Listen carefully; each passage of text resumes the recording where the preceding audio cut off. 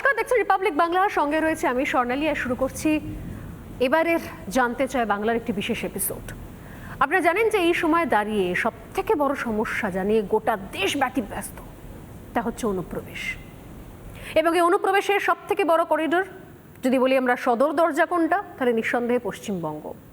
অসম থেকে হচ্ছে, কিন্তু পার্থক্য একটা রয়েছে। অসমের মুখ্যমন্ত্রী তিনি স্বীকার করে নিয়েছেন, তিনি আটকানোর চেষ্টা করছেন। আর এই রাজ্যের মুখ্যমন্ত্রী হন বা শাসক দলের অন্য কোনো নেতা মন্ত্রী হন, অনুপ্রবেশের তত্ত্ব মানতেই রাজি নয়। তাহলে জনসংখ্যা বাড়ছে কি করে? পশ্চিমবঙ্গের জনবিন্যাস বদলাচ্ছে কি করে? সংখ্যালঘু সংখ্যাগুলোর পার্সেন্টেজের হিসেবগুলো বদলে যাচ্ছে কি করে? অনেকগুলো প্রশ্ন থাকে।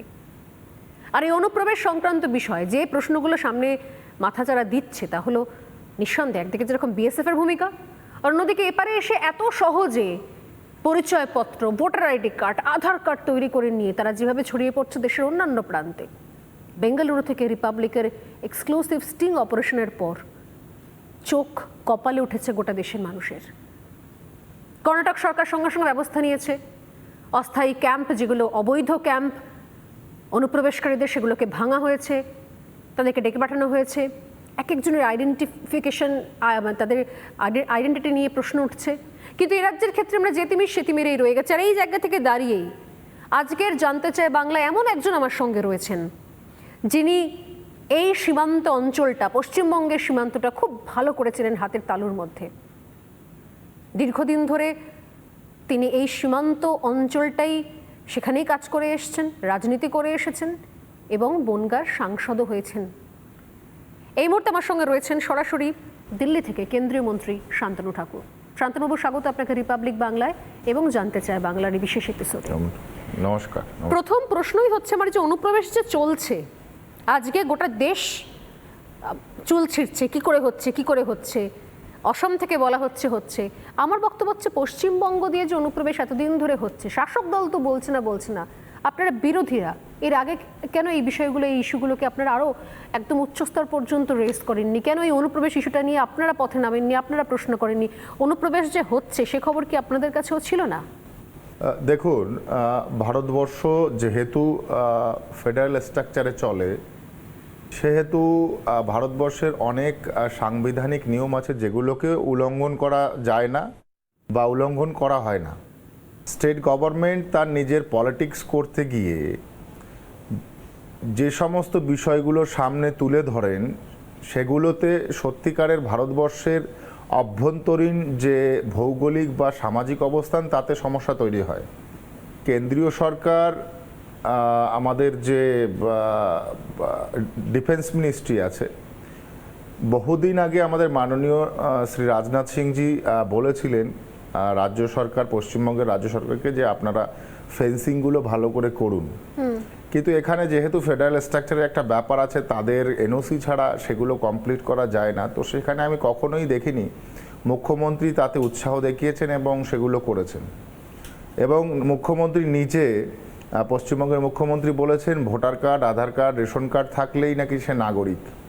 এই কথাগুলো যে, এই কাজ এবং কথাগুলো যে মানে বলেছেন উনি, তো এর পিছনে রাজনৈতিক অবশ্যই ওনার একটা উদ্দেশ্য আছে। আজকে যেটা পরিষ্কার হলো আপনাদের ভাষাতে বা সমীক্ষা বা সমীকরণে, যে দেশের অভ্যন্তরীণ বিভাগে অনুপ্রবেশ বাড়ছে, তাহলে দেশের ফেন্সিং না দেওয়ার জন্য এই যে ফেডারেল স্ট্রাকচার, এটা একটা বড় ভূমিকা রাখছে, যেটা পশ্চিমবঙ্গ পালন করছে না। তো আমি মনে করি এতে রাজ্য সরকারের বড় ভূমিকা আছে, কিন্তু তারা ডিনাই করছে তাদের রাজনৈতিক অবস্থানকে মানে জায়গা করে দেওয়ার জন্যে, তাদের সুবিধার জন্যে। তো আমি মনে করি যতক্ষণ না পর্যন্ত এই জায়গাটা পরিষ্কার হচ্ছে সেন্ট্রাল গভর্নমেন্ট এবং রাজ্য সরকারের মাধ্যমে, বিএসএফ তথা যত প্রকারই ওখানে সিকিউরিটি থাকুক না কেন, তারা সম্পূর্ণভাবে আজকে ব্যর্থ হবে এই প্রোটেকশন দিতে, যে অনুপ্রবেশটাকে তারা বন্ধ করতে। মানে আপনি বলছেন যে বিএসএফ এর ক্ষেত্রে আপনারা প্রত্যাশা করছেন, কিন্তু বিএসএফ কি, মানে বিএসএফ এর বিরুদ্ধেও তো অভিযোগ রয়েছে একাধিক জায়গাতে। আপনি বলছেন যে ফেন্সিং একটা বড় সমস্যা, কিন্তু শান্তনুবাবু এটাও ঠিক, আপনি কেন্দ্রীয় মন্ত্রী এবং সেই জন্য এই প্রশ্নগুলো করছি, কারণ বাংলার সাধারণ মানুষ, পশ্চিমবঙ্গের সাধারণ মানুষের প্রশ্ন এটা, যে জায়গাগুলোতে বিএসএফ এর চেকপোস্টগুলো রয়েছে সেই জায়গাগুলোতেই বা কি করে প্রবেশ করছে? কারণ বাংলাদেশ থেকে যে অনুপ্রবেশকারী এসেছে, ব্যাঙ্গালোরে যে আমাদের স্টিং অপারেশনে যে কনফেস করেছে, স্বীকার করেছে, সে বলছে যে বিডিআর এর সঙ্গে জড়িত, বিডিআরকে টাকা দিলে বিডিআর পারাপার করিয়ে দেয়। অর্থাৎ বিডিআর তো আর লুকিয়ে চুরিয়ে পারাপার করবে না, তাহলে নিশ্চয়ই কোথাও একটা বিএসএফ এরও ভূমিকা রয়েছে। তাহলে এই বিএসএফ এর ভূমিকাগুলো নিয়ে বা এতদিন ধরে মানে কেন প্রশ্ন ওঠেনি? মানে বিএসএফ এর দায়িত্বকে একদমই অস্বীকার করা যায় না? অবশ্যই প্রশ্ন উঠেছে, আমি অস্বীকার করছি না। কিছু কিছু ব্যক্তিগত অফিসিয়ালস যারা আছেন তারা তাদের নিজের ব্যক্তিগত ভূমিকা পালন করেছে, যেটা নটোরিয়াস হতে পারে। আমি ব্যক্তিগতটাই বলছি, কারণ সার্বিক যে বিএসএফ বিভাগ কেন্দ্রীয় সরকারের, সেখানে আমার মনে হয় না কখনোই সেটা সার্বিকভাবে তারা জটিলতা সৃষ্টি করবে বা তারা নেগেটিভ ইস্যুতে যাবে, কারণ তাদের কাজই হচ্ছে বর্ডার সুরক্ষা দেওয়া। কিছু কিছু অফিসার্স বা অফিসিয়ালস যারা আছেন তারা করতে পারে এগুলো। এবং আমি বিশেষ করে দেখেছি যে আমার বনগাঁ বর্ডারে যেখানে টিএমসি প্রভাবিত জায়গা, সেখানে এই ঘটনাগুলো ঘটছে, যেহেতু সেখানে আমাদের পঞ্চায়েতি অবস্থান = 0, ম্যাক্সিমামই সেখানে সংখ্যালঘু অধ্যুষিত জায়গা। তো সেই সমস্ত জায়গাগুলোতে কিছু কিছু জায়গায় এগুলো ঘটেছে, বাস্তব কথা সেগুলো একদম। এবং সেগুলো আমরা দেখতে গিয়ে আমরা সেখানে বিভিন্ন সমস্যায়ও পড়েছি, এবং সেই সমস্যাগুলো সম্পূর্ণভাবে ক্রিয়েট করা হয়েছে টিএমসি থেকে, এগুলো আমরা দেখেছি। এবং আগেও আপনারা হয়তো বা মিডিয়াতে এগুলো দেখেছেন। না, এই আমার বক্তব্য হচ্ছে এই যে আপনি বলছেন যে বর্ডার অঞ্চলগুলো যেগুলো সংখ্যালঘু অধ্যুষিত, সেখানে অনেক ক্ষেত্রেই অনেক গা জড়িয়েও চলে, অনেক রাতের অন্ধকারে অনেক ধরনের, সত্যি সত্যি আমি যেটা প্রতিদিনই বলি যে বিএসএফও তার মানববন্ধনের মতো হাতে হাত রেখে দাঁড়িয়ে থাকবে না, এত হাজার কিলোমিটার বর্ডার। তো সেক্ষেত্রে সেই ফাঁকগুলোকে ব্যবহার করা হয়। এই যে সংখ্যালঘু অধ্যুষিত, আমার একটা প্রশ্ন, মানে আজকে যেহেতু সম্প্রতি হুমায়ুন কবির ভরতপুরের বিধায়ক, তিনি বলছেন যে এই বর্ডার সংক্রান্ত গ্রামগুলোতে যে জনবিন্যাসের বদল হচ্ছে, জনবিন্যাস বদলে যাচ্ছে, সংখ্যালঘু পার্সেন্টেজ বাড়ছে, এর জন্য অনুপ্রবেশ দায়ী নয়, এর জন্য দায়ী হচ্ছে জন্মহার। সংখ্যালঘুদের জন্মহার বেশি, সেই জন্য ওখানে সংখ্যালঘু পপুলেশন বাড়ছে। আমার বক্তব্য হচ্ছে 2011 থেকে 21-এর মধ্যে যে পার্সেন্টেজের হিসেব আমরা পাচ্ছি, যে বিপুল পরিমাণ কিছু কিছু গ্রামের এমনও খবর আসছে, বর্ডার সংলগ্ন গ্রাম যেটা প্রায় হিন্দু শূন্য হয়ে গেছে। তো সেটা কি সেখানে অনুপ্রবেশের কোনো ভূমিকা নেই? সেখানে শুধুমাত্র জন্মহারের ভূমিকা রয়েছে, তার জন্য সেখানে সংখ্যালঘুর পার্সেন্টেজ এত বাড়ছে? আপনি কি মনে করেন? হ্যাঁ, অবশ্যই না। এখানে অনুপ্রবেশ না হলে এত সংখ্যা বা এত পরিমাণ মানুষ কখনোই বাড়তে পারে না, কারণ এটা তো আর মাটিতে পড়ে থাকা ঘাস নয় যে শুকনো ঘাস ফেলে দিলাম আর গজিয়ে গেল। এখানে তো তাকে সৃষ্টি করতে হবে, 1 বছর লালন পালন করতে হবে। তো সমীক্ষায় তো কোনো কিছু এগুলো ধরা পড়ছে না। ভোটার কার্ড, আধার কার্ড যদি, ভোটার কার্ড, রেশন কার্ড যদি স্টেট গভর্নমেন্টের নিজের দায়িত্বে থাকে, তো তারা তো এগুলোতে পার্শিয়ালিটি তৈরি করছে, একটা প্রক্সি দেওয়ার মতো অবস্থান তৈরি করছে যে ওই এলাকাগুলো সংখ্যালঘু অধ্যুষিত সম্পূর্ণভাবে হয়ে যাক, যাতে তাদের পলিটিক্যাল সুবিধে হয়। এখানে আমার মনে হয়, আমার যেটা ব্যক্তিগত চিন্তাভাবনা, সবার আগে উচিত রাজ্য সরকারের সেন্ট্রাল গভর্নমেন্টকে সহযোগিতা করা, পুরো বর্ডার এরিয়াগুলোতে ফেন্সিং করা। কেননা বিএসএফের পক্ষে সম্ভব নয় হাতে হাত দিয়ে দাঁড়িয়ে ব্যারিকেড করে এখানে দিন-রাত 24 ঘন্টা একটা ব্যারিকেড তৈরি করে এখানে তারা সুরক্ষা দেবে। তো সেখানে স্টেট গভর্নমেন্ট সম্পূর্ণভাবে এই বিষয়টাতে দায়ী। এবং তারা যেটা করতে চাইছে আগামীতে আমরা যেটা বুঝতে পারছি যে সংখ্যালঘু একটা রাজ্য তৈরি করতে চাইছে পশ্চিমবঙ্গকে, এবং যেগুলো সংখ্যালঘু অধ্যুষিত এলাকা, সেখানে ব্যাপক পরিমাণে একটা অনুপ্রবেশের প্রক্সি করে আজকে স্টেট গভর্নমেন্ট, আমার মনে হয় এটার পেছনে সম্পূর্ণভাবে তাদের রাজনৈতিক স্বার্থ চরিতার্থ করতে চাইছে, যেটা অচিরে বন্ধ হওয়া উচিত। মানে রাজনৈতিক স্বার্থ বলতে কি বলতে চাইছেন আপনি? বলতে চাইছেন যে মানে শুধুমাত্র ভোট ব্যাংককে সিকিউর করা, মানে যত অনুপ্রবেশ তত বেশি ভোট ব্যাংক, নাকি এর আড়ালে আরো একটা ব্যাপারও রয়েছে? কারণ যেহেতু সাম্প্রতিক সময় আমরা দেখছি বর্ডারের রাস্তা দিয়ে পাচারের বিষয় চলে আসছে সামনে, পাচারের মধ্যে দিয়ে কোটিপতি সমস্ত দলের সম্পদের নাম সামনে আসছে। দুটোই কি বলতে চাইছেন? কোনটা বলতে চাইছেন? দেখুন, ইচ আদার সব কোরিলেটেড।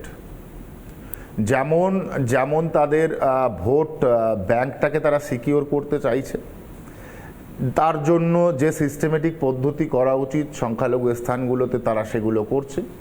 এবং সেখান থেকে যদি এই চোরাচালানকারীরা যদি আজকে তাদের ফুলে ফেপে ওটা বিজনেসগুলো করতে পারে, তাতে অর্থনৈতিক দিক থেকে টিএমসি এবং অন্যান্য টিএমসির যারা ক্যাডার আছে তারাও সেখানে টিএমসিকে অর্থনৈতিক দিক থেকে সেই পার্টিকে প্রভাবিত করতে পারে।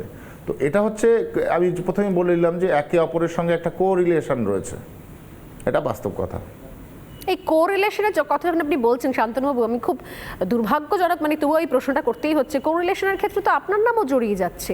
তৃণমূল কংগ্রেসের তরফ থেকে রীতিমতো আপনার লেটার হেডকে সামনে রেখে বলা হচ্ছে যে শান্তনু ঠাকুর তার নিজের লেটার হেডে বিএসএফকে ইনস্ট্রাকশন দিচ্ছে কিভাবে গরুর মাংস পাচারের ক্ষেত্রে অনুমতি দেওয়া যায়, ছাড় দেওয়া যায়। কি বলবেন?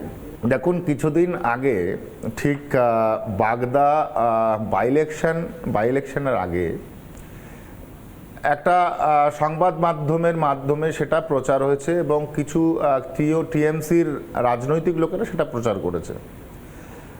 আমার কথা হচ্ছে, ওখানে যদি বাস্তবিক 3 কেজি বিফের কথা লিখে যদি পাচার করা যেত 3 কেজি বিফ বাংলাদেশে, ঠিক আছে, সেটা মানুষের চোখে তাহলে ধরা পড়তো। ওখানে প্রথম কথা হচ্ছে যে ওখানের স্থানীয় মানুষ কি বলছে, ওখানের ভৌগোলিক পরিস্থিতি, সামাজিক পরিস্থিতি কি আছে, এবং ওখানে রাজনৈতিক পরিস্থিতি কি আছে। বাংলাদেশের যে সীমান্ত বর্ডার, আমাদের ওখানে যে ইছামতি নদী আছে, সেই নদী পার করে 1/2 কিলোমিটার আগে একটা নাকা চেকিং বসানো হয়েছে যাতে ভালোভাবে তারা প্রোটেকশন দিতে পারে। কিছু বিএসএফের লোক এবারে সেই নাকা চেকিং এবং বর্ডারের সীমান্তের ভেতরে প্রায় 15,000-এর বেশি লোক বাস করছে। তাদের নিত্য প্রয়োজনীয় জিনিস নিয়ে যেতে গেলে বর্ডারের ওখানে ব্যাপকভাবে সেই আমাদের সিভিলিয়ানস যারা আছে তারা হ্যারাসড হয়। আমাকে অ্যাজ এ পাবলিক রিপ্রেজেন্টেটিভ, সাংসদ হিসেবে আমাকে অনেকবার অনুরোধও করেছে তারা, যে দাদা এটা একটু দেখবেন, আমাদের এখানে মেয়ে দেখতে এলে, ছেলে দেখতে এলে তাদেরকে যেভাবে বেইজ্জতি করা হয়, তারা আর আমাদের এখানে ছেলে মেয়ে দেখতে আসে না। এবং আমাদের এই দোকানের সামানগুলো, জিনিসপত্রগুলো যদি আমাদের নিয়ে যেতে হয় তাহলে সেগুলোকে খুলে টুলে নষ্ট করে একাকার করে দেয়, এটা একটু দেখবেন। তো আমি তখন বললাম ওগুলো যাতে চেক করে পাঠানো হয় বলতে সেটা বাংলাদেশের বাইরে নয়, অফকোর্স সেটা বাংলাদেশের ভেতরে ভারতের সীমান্তের মধ্যে, এবং ওই নাকা চেকিংয়ের পরে যারা বাস করছে তাদের সুরক্ষার জন্য আমি ওটাকে চেক অবশ্যই করবেন, কিন্তু ওটা যাতে খুলে নষ্ট না করা হয় তার জন্য ওটাকে আপনারা সাধারণভাবে ছাড়বেন। যেভাবে আপনারা টিএমসির সাধারণ পঞ্চায়েত নেতাদের স্লিপের মাধ্যমে আপনারা করছেন, সেটা আমাদের মাধ্যমে আপনারা করতে পারেন। যেহেতু আমাদের ওখানে পঞ্চায়েতের কোনো মেম্বার নেই, কোনো বিধায়ক নেই, তো সেখানে আমাদের ফেভারের যারা লোক আছে, যারা ভেতরে বাস করছেন, চাই সে হিন্দু হোক, চাই সে মুসলমান হোক, সে যেই হোক, তাদের সুবিধার্থে এই স্লিপটা আপনারা ব্যবহার করতে দেবেন। সেটা বিএসএফ কেন, আমি মিডিয়ার সামনেও ফ্রন্টে বলেছি।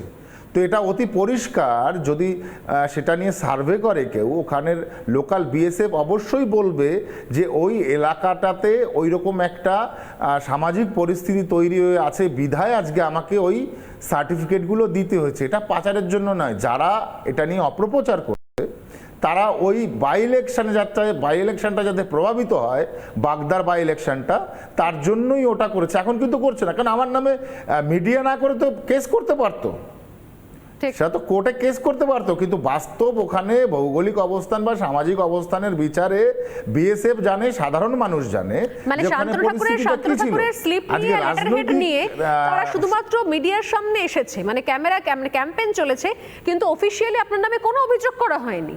কোনো অভিযোগ হয়নি কেন? আমি সেটাই আমার প্রশ্ন। ওটা যদি পাচারের কেস হতো তাহলে ওরা কেন কোর্টে গেল না? ওরা কেন পুলিশ প্রশাসনকে জানানো না, বিএসএফ প্রশাসনকে বিএসএফ এর কাছে শোনা হোক যেগুলো পাচারের জন্য দেওয়া হচ্ছে? তাহলে টিএমসির যে মেম্বাররা দিচ্ছে ওখানে, সেটা কেন টিএমসি প্রচার করলো না? ওটা তো আজকে থেকে নয়, টিএমসি তো 2-4 বছর 5 বছর ধরে দিচ্ছে। তাহলে ওরাও কি পাচার করছে? তার এভিডেন্স তো আমাদের কাছে আছে যে টিএমসির নেতারাও দিয়েছে। কিন্তু একটা বিষয় বলুন শান্তনুভাবে, না আমি এটা বুঝতে পারলাম যে এটা আপনি বলছেন যে ভোটের আগে ভোটের বাজারে ভোটের ময়দান গরম করার জন্য যদি সত্যি কোনো এভিডেন্স থাকতো, প্রমাণ থাকতো, তাহলে তো তারা অভিযোগ করতে পারতো, অফিসিয়ালি কমপ্লেন করতে পারতো, সেরকম কিছুই করেনি। কিন্তু এটা তো ঠিক যে এই বর্ডার দিয়ে অনুপ্রবেশও যেমন চলছে, পাচারও তেমন চলছে।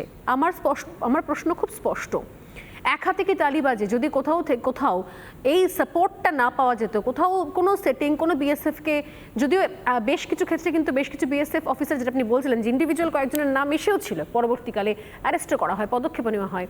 আমি বলছি এটাকে কেন্দ্রীয় সরকার কেন, আপনারা তো কেন্দ্রে আছেন, কেন্দ্রীয় মন্ত্রকে রয়েছেন, কেন এটাকে এমন কোনো উপায় বার করতে পারছেন না যাতে এটা অবিলম্বে বন্ধ হয়, বা বন্ধ না হলে অন্তত নিয়ন্ত্রণ করা হয়, অন্তত একটা হিসেব থাকে? কারণ এখান থেকে ঢুকে তারা এখানে ভোটার আইডি কার্ড, আধার কার্ড করে তারা পাসপোর্ট বানিয়ে নিচ্ছে, পাসপোর্ট বানিয়ে এবার তো বিদেশ চলে যাবে, কি কোথায় নিয়ন্ত্রণ থাকবে? কারণ বিদেশে অর্ধেক জায়গাতে বাংলাদেশি পাসপোর্টে ভিসা দেয় না। তো অনেক সহজ রাস্তা হচ্ছে যেভাবে হোক ভারতে ঢুকে পড়ো, ভারতে থাকো, ভারতে খাও পড়ো, সেখানে বংশবৃদ্ধি করো, তারপর ভারতের থেকে পাসপোর্ট নিয়ে আবার বিদেশ চলে যাও। মানে এইটাকে কেন আপনারা কেন্দ্রে থেকে এটাকে কড়া পদক্ষেপ নিচ্ছেন না, এটাকে কঠিন হাতে ধরছেন না এটাকে আপনারা? দেখুন, বিএসএফ যথেষ্ট ভালো ওখানে করছে, ওখানে গার্ড করছে। বিশেষ করে আমি আমার এলাকাতে দেখতে পাই সবচাইতে সমস্যাটা হচ্ছে আমাদের যুক্তরাষ্ট্রীয় কাঠামো। আমি প্রথমেই বলে নিয়েছি, যুক্তরাষ্ট্রীয় কাঠামোতে স্টেট গভর্নমেন্ট কোনো কিছুতে কোঅপারেশন করছে না এই ক্ষেত্রটাতে। তাহলে আপনি কি করতে পারবেন? তাহলে তো আমাদের সাংবিধানিক জায়গাটাতেই আজকে রাজ্যের মুখ্যমন্ত্রী তিনি আজকে অসাংবিধানিক একটা জায়গা তৈরি করছেন এই যুক্তরাষ্ট্রীয় কাঠামোর যে নিয়ম আছে সেই নিয়মের বিরুদ্ধে। এখানে তাহলে সেন্ট্রাল গভর্নমেন্ট কি করতে পারে? আমরা তো প্রপোজাল দিয়েছি, আমাদের কাছে বহুবার যে প্রপোজাল এসছে এই রাজ্যের মুখ্যমন্ত্রীর কাছে, পশ্চিমবঙ্গের মুখ্যমন্ত্রীর কাছে, সেখানে কোনোভাবে উনি রাজি হচ্ছেন না ফেন্সিং দেওয়ার জন্য। তো আপনি কি করে প্রোটেকশনটা করবেন? সেন্ট্রাল গভর্নমেন্ট কোন পলিসি নিয়ে আসবে ইসেকে বা সংবিধানকে ব্যতি রেখে, যে পলিসির মাধ্যমে ওখানে সেই অনুপ্রবেশ নিষিদ্ধ করা যায় বা অনুপ্রবেশকে বাধা দেওয়া যায়? আমার মনে হয় না, যতক্ষণ না পর্যন্ত স্টেট গভর্নমেন্ট আমাদেরকে সহযোগিতা করছে, এটা করা মানে বিরাটভাবে মুশকিল সাংবিধানিক দিক থেকে। এটা সলিউশন তো আপাতত হবে আমরা দেখতে পাচ্ছি না মিডিয়ার তরফ থেকে। কারণ আমি জানিয়ে রাখি, মমতা বন্দ্যোপাধ্যায় নির্বাচনের সময় প্রচারের মঞ্চ থেকে যেভাবে কোথাও বিএসএফ কে আক্রমণ করেছে আপনিও শুনেছেন, একাধিক বিএসএফ অফিসারের নামে শ্লীলতাহানি, ধর্ষণের কেস পর্যন্ত দিয়েছে রাজ্যের পুলিশ, এবং তারপর যে ভাষায় কোথাও বিএসএফ কে আটকানোর নিদান দেওয়া হয়েছে প্রকাশ্য মঞ্চ থেকে, বিএসএফ কে ভিলেন বানানো হয়েছে। আপনার মনে হয় কি আদৌ ফেডারেল স্ট্রাকচারের থেকে কেন্দ্র রাজ্য একই জায়গাতে এসে বিএসএফ এর জন্য জায়গা ছাড়বে, কাঁটাতার দিতে দেবে, বর্ডার সুরক্ষিত করতে দেবে? আপনার মনে হচ্ছে কোথাও? দেখুন, দুটো স্টেট এবং সেন্ট্রালের যে এই যে একটা সমস্যা, এই সমস্যার জন্যই আমাদের মাননীয় গৃহমন্ত্রী এবং গৃহ মন্ত্রণালয় থেকে একটা গেজেট তৈরি করে বলা হয়েছিল 50 কিলোমিটার্সের মধ্যে যারা বিএসএফ আছে তাদের রেঞ্জ পাওয়ার থাকবে, তাই তো? তো সেটা অনেক বেটার একটা সিস্টেম হতো, যেহেতু স্টেট গভর্নমেন্ট কোঅপারেশন করছে না। কিন্তু মমতা বন্দ্যোপাধ্যায় মুখ্যমন্ত্রী দেখা গেল সেটার ঘোরতর বিরোধিতা করেছেন। এভাবে আমার মনে হয় না বাংলার রাজনীতিকে প্রভাবিত করে বেশি দিন এই রাজনীতি চলতে পারে। আমার মনে হয় না। এটারও পরিবর্তন আগামীতে হবে যখন সিচুয়েশান হাতের বাইরে চলে যাবে। অবশ্যই সিচুয়েশানকে সেন্ট্রাল চেষ্টা করবে কাবু করবার জন্যে এবং সেটা প্রোটেকশন দেওয়ার জন্য। নিশিকান্ত দুবে আপনারই একই সঙ্গে আপনার সংসদে যান, তিনি দাবি করেছিলেন যে বিহার, ঝাড়খণ্ড এবং বাংলারও দুটো জেলাকে নিয়ে কেন্দ্রশাসিত অঞ্চল করে দেওয়া হোক, সেদিকে বিশেষ নজরদারি দেওয়া হোক। গৌরীশঙ্কর ঘোষ আপনার দলের বিধায়ক, তিনি বলছেন যে মালদা, মুর্শিদাবাদ অবিলম্বে যত দ্রুততার সঙ্গে কেন্দ্রশাসিত অঞ্চল করে দেওয়া যায়, কেন্দ্রের হাতে ক্ষমতা দেওয়া যায়, এটাই একমাত্র বাঁচার উপায়। আপনি কি মনে করেন?